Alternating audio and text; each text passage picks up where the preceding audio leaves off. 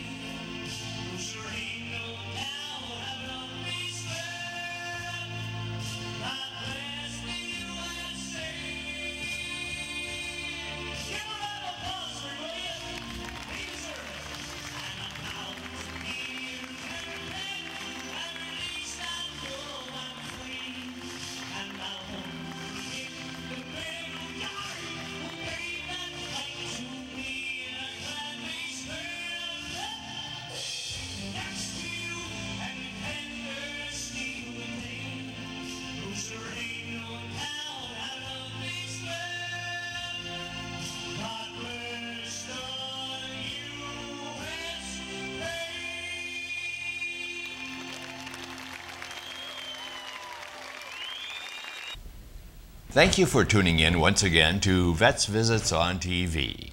This is program number 124 for July, and we've got some wonderful features to share with you today.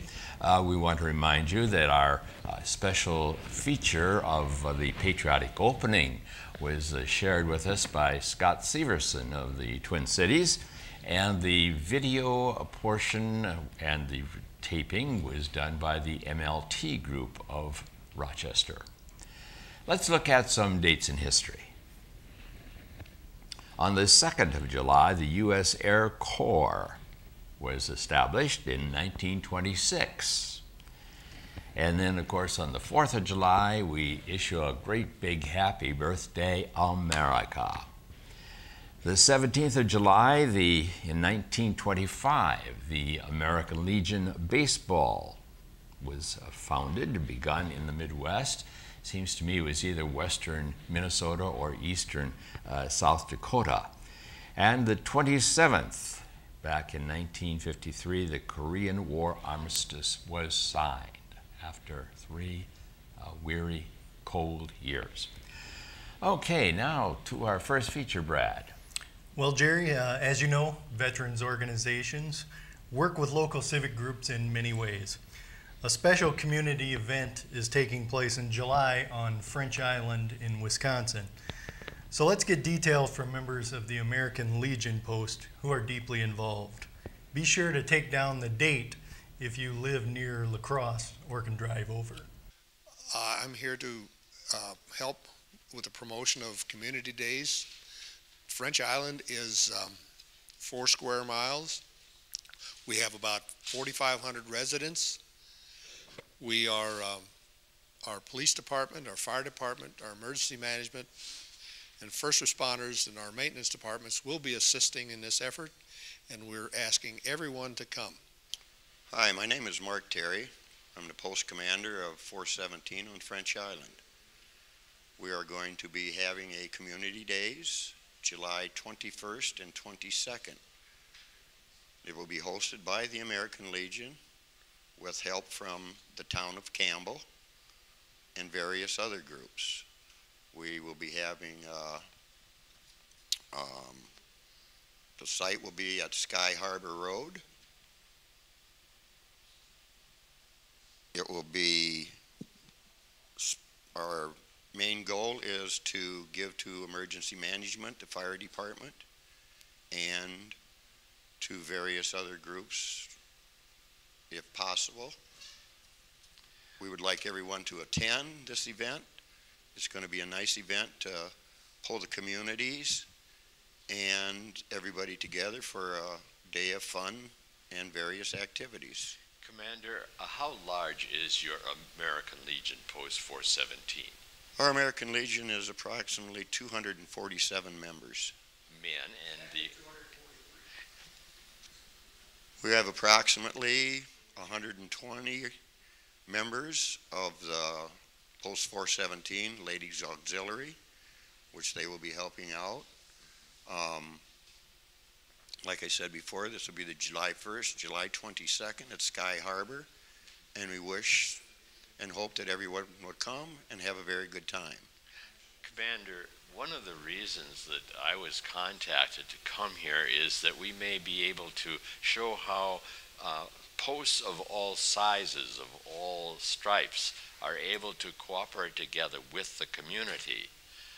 This is one of the many projects, I suppose, that you carry on French Island, isn't it? Yes, definitely. We have many projects that the American Legion sponsors, different types of organizations, youth organizations, families that might need money, food pantries, whatever we feel that we can do for the community. We will help out in any way. Thank you so much. Hello, my name is Steve Dinger, a member here at Post 417, and I encourage everyone to come out and attend our first annual community days, July 21st, 22nd, located at Sky Harbor Plaza in French Island. Our opening ceremonies to include our color guard, our state senator and assemblyman, with other local dignitaries, followed by a kiddie parade, live entertainment, food and beverage tents, and register for hourly prizes to be given away. We certainly hope that we have many people come out and help us support our community. Okay, thank you so much. Hello, I'm Ralph Jurgens, LaCrosse County Commander of the American Legion. Individual posts of the American Legion implement national and state programs while best determining how to serve their communities. The members of the French Island Post 417 determined they could do that by having a community days to rekindle the spirit of French Island and bolster community pride. Thank you. Annually, a Veterans Appreciation Day has been held in the northwest central town of St. Ansgar, Iowa. Up to 150 veterans and their wives pack one room for varied speakers, and another room holds a variety of displays. While I was visiting a couple of years ago, I had the opportunity of of talking with some of the people that were present and giving presentations. We're going to hear first from one of the organizers of the event, Ron Pinta, and then he will introduce a World War II woman flyer, Mickey Asker of Bloomington, Minnesota. So let's go to that feature. Hello, I'm Ron Pinta. I'm from Hampton, Iowa. I'm pre-Vietnam, and I'm the Master Ceremonies here for the Veterans Appreciation Day in St. Ansgar, Iowa. We do this, this is our second annual year. Hopefully we can keep going for a while. We do this to show vets the appreciation, and that all vets are my heroes. I don't care if you was a frontline hero or if you was a truck driver, if you were a guy that loaded the ships or whatever. You didn't have to be frontline to be a veteran. I appreciate all veterans, and that's why we do this. A chance to get together, guys to talk, and it gets a good stress relief for the guys. They get a chance to tell their story of what happened to them. That's kind of just a short synopsis of what we're doing here today. We're in St. Ansgar. And this just got... Our hosts are the American Legion, right? Yep, at the American Legion post here in St. Ansgar, Iowa. And we appreciate the post letting us use this. One of the guys that started this out is one of the members here, and it makes a good place for us to meet. A good little location. And who is one of your featured speakers Well, today? I want to introduce her. This is Lieutenant Colonel Mickey Axton. She was a WASP, Women's Air Service pilot, and she's going to tell you some of the highlights of her job. She has beautiful displays here, and she has a beautiful display in her home also, and I got to see that, and it was really magnificent so I would like to introduce to you Lieutenant Colonel Mickey Axton. Mickey? Thank you very much, but I'm just a lieutenant. I'm a colonel in the Commemorative Air Force, not a lieutenant colonel in the Air Force. That would make it pretty high. I feel like one of the luckiest gals in the world. What years did you serve, Mickey? 1943 and 44. And how did you get introduced to flying? I wanted to fly from the first time I saw an airplane in the sky. And Which was what year? Well, that was a long time ago. In the early 30s, right? Yes. Anyway, I was very lucky to have lots of rides with Barnstormer pilot, lived next door, and always wanted to fly. And I graduated from Kansas State College the one year that they offered the civilian pilot training program to women, and I was invited to be one of those students. And after that, I was invited to teach the same course I just finished because I had all the background for it. And I also taught chemistry in Coffeyville Junior College. And then what year did you begin being introduced to the Women's Air Corps? In 1943, Jacqueline Cochran had the list of all the women that were licensed women pilots in the United States, and most of us were, like I was, college graduates that were in that course to learn to fly just in 1940. That was the only time, because after that, then all the men had to sign up for the Air Force. And your main responsibility was? After I graduated, I was one of the first engineering test pilots. I was sent to Pecos, Texas, an advanced base, and planes that had been damaged and repaired. I had to fly them first to make sure they were safe for the men. Mickey, could we take a break now, and we'll go over to your particular display, because we've been at the Vets Visits display here, and we'll go over to your display and just look at some of the pictures, and you can pick out a couple of special ones, okay? Okay, that's fine. I was very lucky. I was the first one to fly B-29, and later in the Commemorative Air Force that I belonged to, I got to fly Fifi. That's the only B-29 still flying in the world, in this picture. And then over to the other side. And then another one of my highest honors, my Commemorative Air Force in Wichita, Kansas, restored this plane, a primary trainer right here, and they named it Miss Mickey, and there's my picture on it. And as far as I know, I'm the only one to have a restored World War II plane named after me. So I feel very, very lucky and awful happy. Mickey, we're so thankful that you could share with us today here on Vets Visits, and as a part of this experience of the honoring veterans. Well, thank you very much. I just had a wonderful time here, and it's just terrific what you're doing. At an American Legion convention, Jerry was privileged to visit with one of the board members of the very popular Veterans on the Lake resort near Minnesota's Canadian border. Let's meet Buzz Schultz, and please watch for the caption phone number.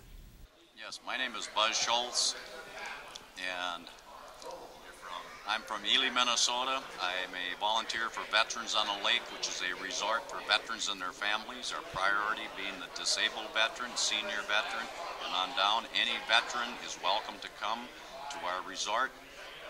We have a 800 number, which I will give you in a little bit. Last year we served approximately 2,000 veterans who came to our resort. We have groups from the Minneapolis Veterans Home, we have Hastings Veterans Home, Fergus Falls Veterans Home. We have a spinal cord injury group that comes every year, and smaller groups. We have many individuals. Okay, thank you. And it's just a great place. We have all the pontoons, we have the boats, the motors, the canoes. We also have two types of programs that you can come. We have a housekeeping program where every cabin has its own kitchen, full-blown kitchen with stoves, refrigerators, microwaves. We have TVs. In fact, well, I haven't taught the fish to jump in the boat yet, so that you're on your own with that one. And we are the Veterans on the Lake was started on March 17th, 1982 by a group of citizens from Ely, Minnesota, and we have two old resorts that were private, and the Boundary Water Schooner Wilderness Act, the government bought these two resorts and had it for approximately 12 years, and this group of citizens thought this would be a great place for veterans. So through their process, they did acquire the two old resorts, and they started their first season was in 1983. They stuck an awful lot of money in it to upgrade it and such, and we've been working at it ever since. And it's just a wonderful place for any veteran. Last year we had representation from 18 different states throughout the United States. So, and one of our visions is... Recall that 800 number that you were going yes, to give, yes. so people should write that down. Yes, in fact, I'll give you the number right now. It's 800-777-7538. And that's a toll-free number. Call from anywhere in the United States, and we will be glad to answer any questions, send you some literature. On-site manager? Yes, we have an on-site manager. Our business hours are normally from 7 to 6. Central Standard. Central Standard Time, yes. We here in Minnesota go on the daylight savings time occasionally. Now, a question, you mentioned that you have a book of stories about people that have come to the camp and the families that come. Yes, it's a family resort. We do have groups of veterans that come. They have their military reunions there. We have 26 cabins. I'd like to get that in, so we are a large facility. We have an outdoor heated swimming pool. We have a lodge. We also have a meal plan system where you can come, stay in your cabin, and come up to the lodge and eat. And the reason we have the kitchen is because we bring in the veterans' homes, and if we didn't have the kitchen, we would not be able to have the homes because the state mandates you feed them 3 times a day. And this is for a dining room facility then? Yes. It seats about how many? Well, we'll seat 75. You know, and it's a buffet style, and it's, you can eat all you want. It's home cooking. They do a great job, and we have a lot of volunteers that come up and help us out. We have a limited staff because we don't have a lot of monies. We are a private nonprofit, 501c3. We accept donations from anywhere and from anyone. We receive no federal or state funding, and I think that's important for people to know. So we aren't under the jurisdiction of any state or government offices. We are pretty much operate on our own. Our board of directors is a volunteer board of directors.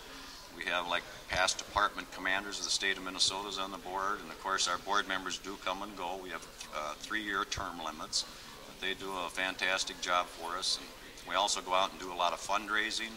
We do events like golf tournaments. We go out. I personally go out and do the cooking. We do country-style ribs. We go into the posts all over throughout Minnesota for fundraisers, and we get in and we get to touch the veteran. You know, we get to the membership. Like at the state conventions, we always speak there. But we're speaking to the district commanders, vice commanders, post commanders, and a lot of that doesn't get back to the membership. So this is a good way for us to get in, and also we get around the state and we meet a lot of great people. And hopefully through Vets Visits you will reach an even larger audience in our 18 states that we now serve. Well, we'd sure appreciate that. People will be able to understand what maybe they have something like that in their own state that they may want to I think a resort like this is far and few between. We are a full barrier-free facility. All our paths are paved so the men and women can get around in their wheelchairs. We have roll-in showers. We have hospital beds. We can just meet just about any needs that the disabled would need. Well, thank you so much, Buzz Schultz. Buzz Schultz, Veterans on the Lead. Right up there on the range. We're on the other side of the tension line, I call it. We're 15 miles from the Canadian border. Thank you so much for sharing. Thank you for the opportunity. While I was privileged to be a part of the DAV, Disabled American Veterans Convention in Minnesota, I also was privileged to meet one of the featured speakers on the program, and he is one of the few military veterans who is serving in Congress. We're going to meet now, and let's hear from Representative Tim Walz. Well, thanks for having me here today. Congressman Tim Walz, representing the 1st District of Minnesota. I also sit on the Veterans Affairs Committee in Congress, and I have the privilege and the distinction of being the highest ranking enlisted soldier as a command sergeant major to ever serve in Congress. And we need more of you. Well, I appreciate it. It's we're making progress, but it's been a long time coming. We got a lot of work to do yet. Pleasure to be here today with the DAV at their state convention in Mankato. A lot of great people have been working countless decades on making sure we take care of our veterans, and what we're hearing in that room is that we need to make sure we're doing the right thing for the veterans coming back from the current conflicts and to those that have served in the past. And we need to make sure that we're giving the input from these organizations that understand the needs of our veterans and our families, and they made it very clear to us what some of the problems are and where some of the catches are and where the bureaucracy starts to cause problems. We talked about an 84-year-old widow who, on the fault of the VA and an overpayment, ended up putting this woman in a collection situation, being hassled by private collectors. And her husband was, as I said, a World War II D-Day vet. And when they explained it to me what the process was, I didn't even understand it. As a congressman and as a retired command sergeant major and an educator, a teacher, I couldn't understand it. So I really feel that one of the jobs, and I think coming from an education background, one of the jobs I feel my office should be doing is listening to the people like at the DAV and making sure I'm educating the rest of the public on what the issues are. How about some of the comments that were made from the audience? Yeah. You want to respond? Yeah, well, I think the one thing is that they're really pleased once again that the joint hearings have been reinstituted, that veterans can actually speak to Congress. For the past few years they've been discontinued. I think one of the comments that they talked about with disability ratings and the idea of presumption when it comes to whether it's Agent Orange or those the types of issues that are coming out of that, they want to see, and they don't want to see lawyers involved in the process. They want to see the VA be an advocate for them, not a adversary. And the one thing that I always hear, though, too, and I said we need to keep in mind is that the caregivers in the VA system are saints. They're angels. They do what needs to be done. The problem is at the top, and we need to make sure that's getting the funding after a law has been passed. Yes. Do you want to speak to that? Absolutely. One of the things is we get authorization, but we don't get appropriation. And I said I think that the elected officials who are talking about these things have an obligation to make sure they push the funding through. So, well, thank you so much for sharing with our Vets Business audience. We'll be back again. And I do hope so many times.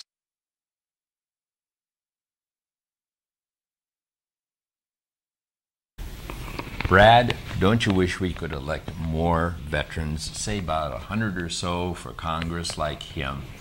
He's really in there pitching for veterans. And let's add this note now, a PS for our program.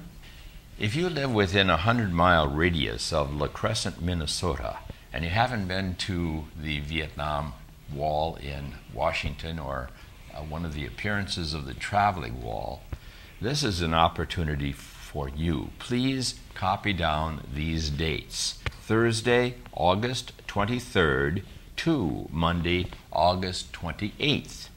All veterans and their families are invited to see the displays that are connected with Vietnam and the wall, and this moving wall replica. Remember now, that's at LaCrosse on the Mississippi River.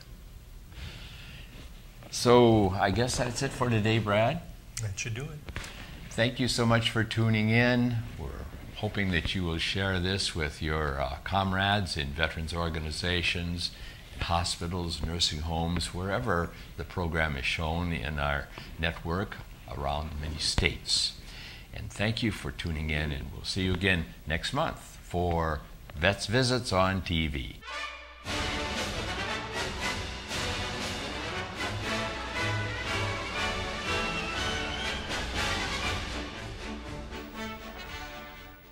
Thank you for joining us for this month's show. Seen in over 350 communities for over 3,500 half-hour periods. Our websites have additional information about the show and are updated bi-monthly. To contact us, you are welcome to use one of these electronic methods. For all ground mail with questions, suggestions for future programs, you may use this address. Our IRS nonprofit status is 501c3, Information Education. The Minnesota Commissioner of VA and these state-level organizations believe in and endorse Vets Visits. Join us next time, won't you, for Vets Visits on TV.